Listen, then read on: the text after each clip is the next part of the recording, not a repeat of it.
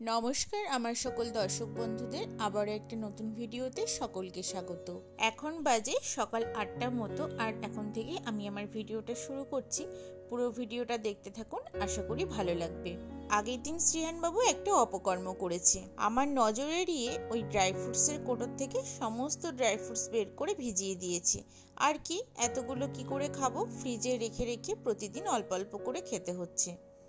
সকাল থেকে ওয়েদারটা ভালো ছিল, হঠাৎ করে আবার বৃষ্টি নামবে মনে হচ্ছে। আজকে ওর বাবার স্কুল ছুটি আছে আর ও বাড়িতে, তাই আজকে তাড়াহুড়ো করে আর রান্না বান্নাও নেই, আর ওকে একটু লেখাতে বসেছি। সরস্বতী পুজোর পর থেকেই আমি শ্রীহানকে লেখাতে বসাই, আর এই কটা মাসেই ও ABCD 1 2 সবকিছুই শিখে গেছে, কিন্তু এই অটা ও কিছুতেই লিখতে চায় না। যখনই লিখতে বলবো ওর ঘুম পেয়ে যায়। আমি যেই একটু উঠেছি আর সে উঠে পড়েছে। ঘরে এসে দেখি এখানে একটা ঠাম্মির বই নিয়ে সে হরে কৃষ্ণ করছে। এইসব কাণ্ড দেখে এক এক সময় ভীষণ হাসি পাই। আর এই যে এই শাঁখা পলা জোড়া কালকে রাতেই আমি বের করেছি আর পরেও নিয়েছি। আর এই পলা জোড়া আমি গিফট পেয়েছি সোনার দোকান থেকে। এখন তো এগুলো সবাই মোটামুটি পরে। আর শাঁখা দুটো আমাকে মাসি দিয়েছিল, ভীষণ সুন্দর, সরু সরু, পরলে বেশ ভালো লাগে। বাঘ বাঘ বাঘ এসেছে এখানে, আমাদের ঘরে বাঘ এসেছে। বাঘ এসেছে, বাঘ আমাকে বাঘে অ্যাটাক করেছে। ওরে বাবারে। এখানে সে বসেছে চাকি বেলা নিয়ে রুটি করতে। সকালে যখন আটা মাখা হচ্ছিল ওখান থেকে একটু আটা নিয়ে নিয়েছে। আর এটা কেনা হয়েছিল কৃষ্ণনগরে কিছুদিন আগে যখন বারোদলের মেলা হয়েছিল ওখান থেকে। আর জানেন তো এই চাকি বেলাটা নিয়ে ও অনেকটা সময় খেলা করে, ফলে আমারও কিছু কাজ সারা হয়ে যায়। অনেক দিনই প্রায় ম্যাগি খাইনি, সেই জন্য খেতে চাইলো আর একটু বানিয়েও দিলাম। আর আজকে রান্না হবে চাল কুমড়ো।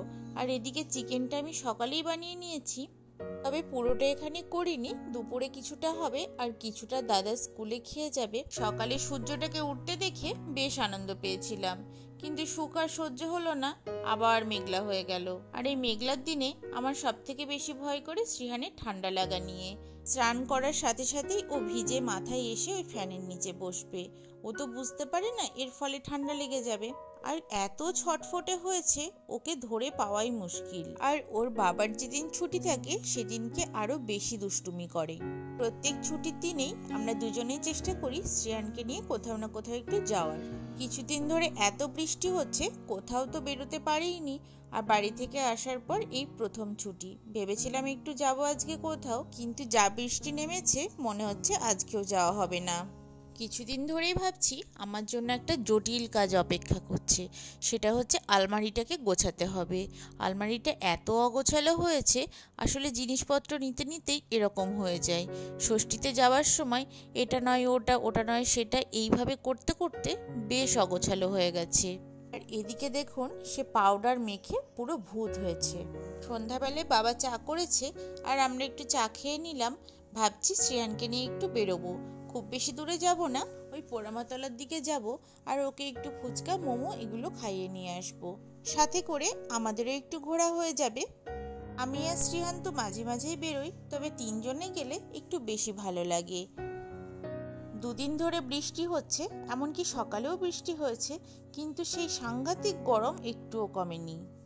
আর আজকে জানেন তো আমরা টোটো করিনি, আমিই বারণ করলাম, কারণ টোটো করে আমি আর শ্রীহান তো যাইই, তো একটু হেঁটে হেঁটে গল্প করতে করতে গেলে বেশ ভালো লাগে। আজকে ভেবেছিলাম ধোসা খাবো, ধোসার দোকানে এত ভিড় দেখে চলে এসেছি। আর হাঁটতে হাঁটতে আসলাম নবদ্বীপ বড়াল ঘাটে। আর রাস্তাতেই এই আইসক্রিমের গাড়িটা দাঁড়িয়েছিল, সেই দেখে তাকে আর কে থামায়। হ্যাঁ, আইসক্রিম তো খাবেই, তো আমরাও দুজন দুটো নিয়ে নিলাম। নবদ্বীপের এই বড়ালঘাটেই রয়েছে সব থেকে ভালো লাল দইয়ের দোকান রামকৃষ্ণ মিষ্টান্ন ভাণ্ডার। আমরা তো ওই দিকেই যাচ্ছিলাম, কিন্তু শ্রীহানবাবু তো আইসক্রিম খাবেই। এই বড়ালঘাট থেকে একটু এগিয়ে এসে আছে পপুলার সিনেমা হল। এটা অনেক পুরনো, যদিও এখন বন্ধ হয়ে গেছে। আর ওর সামনে একটা ফুচকা বিক্রেতা বসেন, ওনার ফুচকা নাকি খুব ভালো, খুব ভিড়ও হয়। আর পাশেই বসে মোমো স্টল। আজকে আর মোমো স্টলটা বসেনি, তো শ্রীহানবাবু ফুচকা খেলো আর আমরা দুটো ঘুগনি নিলাম। আমি ওকে খাইয়ে দেব বলে ফুচকার পাতাটা যেই ধরেছি, ও তো রেগে পুরো বেলুন হয়ে গেছে, তারপরে নিজেই ধরলো। আর আমরা দুজন তো পুরো অবাক হয়ে গেছি ওকে দেখে, কারণ ও এত সুন্দর করে ফুচকা খাচ্ছিল, টুকটুক করে পুরো ফুচকাটা মুখের মধ্যে ঢুকিয়ে নিল, আর একটুও জল গায়ে পড়েনি জানেন। আমরা মনে হয় ছোটবেলায় এত ভালো করে ফুচকা খেতে পারতাম না।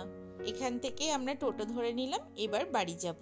বিয়ের পর সপ্তাহে একদিন ঘুরতে বেরোতাম ওর সাথে, তখন বাড়ি থেকে খুব একটা একা বেরোনো হতো না, আর ঘুরতে বেরোনো মানেই এই বড়ালঘাটে এসে ফুচকা খাওয়া। এত বছর হয়ে গেল, এখনো আমার ওর সাথে এখানে এসে ফুচকা খেতে ভীষণ ভালো লাগে। আর আজকে রাতের খাবারে ছিল পরোটা আর এদিকে নিরামিষ আলুর দম। আজকে একটা কাণ্ড হয়েছে, আলুর দম করার জন্য পিসির আলু তো সব কাটা হয়ে গেছে, তখন দেখছে আদা শেষ হয়ে গেছে। সেই মুহূর্তে যদি কাউকে বলি আদা নেই তো জোর বকা খাবো, সেই ভয়ে আর বলিও নি। পিসিকে আমি বলছি আলুগুলো ছোট ছোট করে কেটে একটু তরকারি মতো করে ফেলো। পিসি হঠাৎ বলল তোমরা যাও আমি দেখছি। তো উনি দেখছি আদা ছাড়াই এত সুন্দর আলুর দমটা করেছে কি বলবো, আবার তার মধ্যে নিরামিষ। আর রাতে একটু পায়েস বসিয়েছিলাম, কারণ অনেকটা দুধ বেঁচেছিল। যাই হোক, আজকে ভিডিওটা এই পর্যন্তই, আসছি নতুন কোনো ভিডিও নিয়ে।